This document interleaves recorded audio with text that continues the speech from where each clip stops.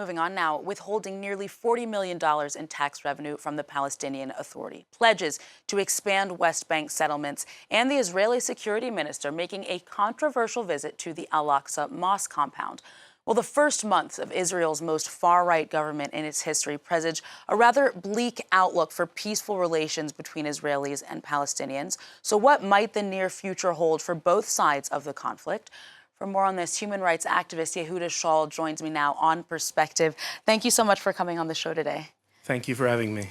So after completing your own military service back in 2004, you, of course, were one of the co-founders of the NGOs Breaking the Silence. What did you see as a part of your time in the military that led to your co-founding this organization? So, again, I come from a right-wing background in Israel. I did my high school in a settlement in the West Bank. I served as an infantry combat soldier and a commander during the peak of the Second Intifada. Yeah, the Second Palestinian Uprising from 2000-2005. I did about 2 years in the West Bank, and I've seen a lot. And in a nutshell, what I've done and seen there brought me to where I am today, politically and ideologically. But I think the most important thing were not the most extreme stories that I have to tell, the most violent parts of my service, but rather the more day-to-day routine where we were engaged.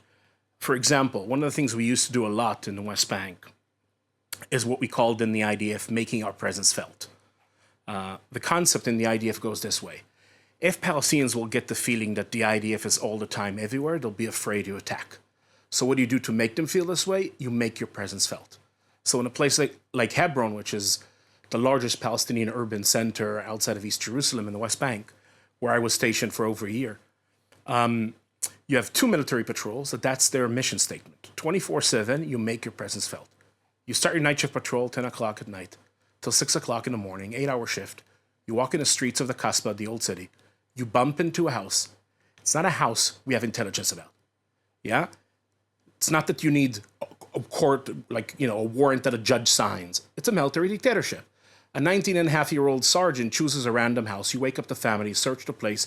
You can yourself imagine how does it feel when a military unit enters your house 2 o'clock in the morning, tearing apart the place. Finishing, go out to the street, knock on some doors, make some noise, run to the other corner of the street, and then another random house. And that's basically how we pass our 8-hour shift. 24 hours a day, 7 days a week. Yeah, for years, for decades. This is how Palestinians live. Because the idea is that every Palestinian will feel the military is right here.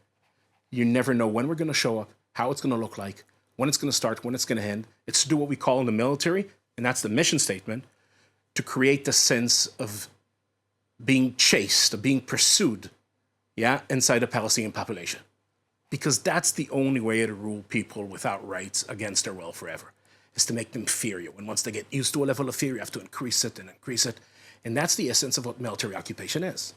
It's been a while since your military service, since the founding of Breaking the Silence. I'd like to know if since then you were or are still a target in Israel because of what you describe as your ideological transformation and your activism. So Breaking the Silence is a group of over 1,300 former soldiers who speak out about our experience. I've been involved formally for many, many years there until recently. And Breaking the Silence is definitely was a target in the past few years for the government. We even have, the Israeli parliament has even passed what was dubbed as the Breaking the Silence law several years ago, where allowing the Minister of Education to create a blacklist of individuals and organizations will be banned from participating in educational activities on school premises.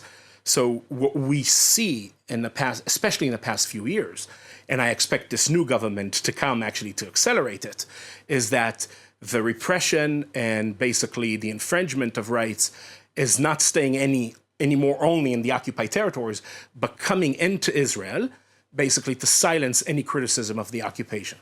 What are some of your biggest concerns about this new government as it pertains to the Arab-Israeli conflict? So first and foremost, this government, we need to say it's a government of annexation. More than anything, before we get to the details. Yeah, the first article in the guiding principles of this Israeli coalition says this, and I'm quoting, "The Jewish people have an exclusive and indisputable right to all parts of the land of Israel." Exclusive, all parts of the land of Israel. This is river to the sea. So we have an Israeli government that says up front, yeah, on the forehead of the government, we are pursuing annexation. And now the question is how they're going to do it. What are the steps? But even more important, the question is, will the international community react and push back against this?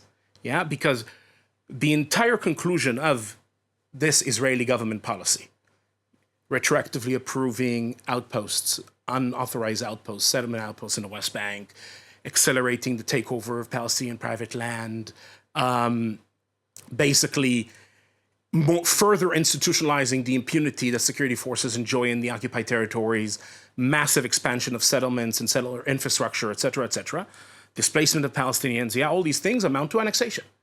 Now, we have another example today where annexation has taken place, and we see how the international community reacts. And I'm talking about Russia and Ukraine. Now, I'm not trying to argue that Russia and Ukraine is Israel-Palestine. I think different conflicts are very, very different political and historical contexts, etc. But there is one principle that is exactly the same to these two conflicts, and that is the cornerstone of international law that annexation is illegal, that acquisition of territory by force is unacceptable. And we see how the world, Europe and France, reacts on one case, Russia-Ukraine. We see how it doesn't react on Israel-Palestine. And I think that silence speaks volume of the double standards we are experiencing. And if Europe wants any credibility, yeah, for standing international law, human rights, etc., it needs to react to what we see in Israel-Palestine.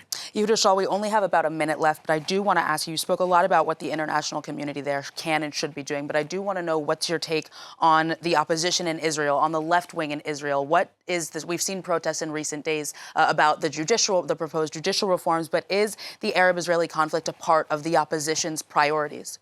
So this government is not only about annexing West Bank territory, it's also about destroying any remains of checks and balances inside Israel and any elements of independence that are left in our judiciary.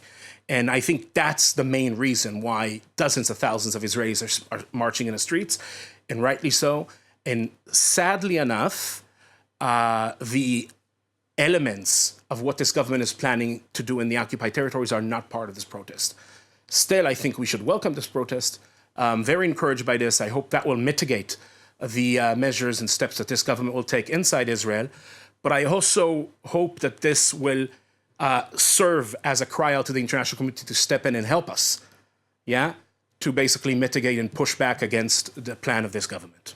Yehuda Shaul, that's all we have time for. Thank you so much for joining us on the show today. It was a pleasure to have you. Thank you for having me.